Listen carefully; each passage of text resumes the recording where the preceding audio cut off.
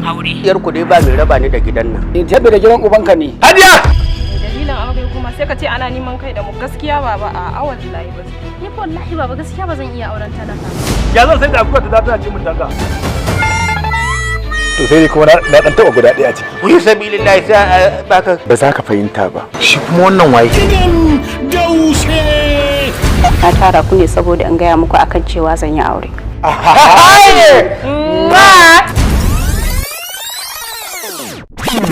To zan maka mugun duka.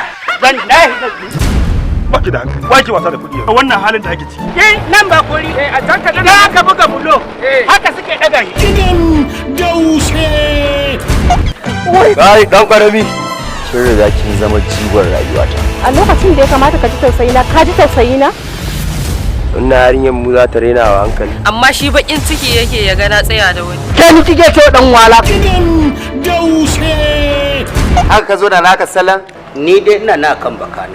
Kaga kuma sai kun canja mu dole sai an canja an kamun matata. Dangangami me ne maka dan Allah dan annabi.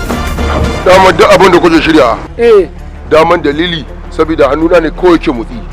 Da jikina na motsi da tunan muku duka. me na a ciki. Tunda na ji an ce kina nema na sai na sa a raina cewa wani gagarumin al'amari. Gaskiya ne. Kin tafi wani sakatariya ke. Ai wannan amaryar ta wace. Na fasa zine masa sai na yi shawara. Kin fasa tsine madin? Gidan daushe.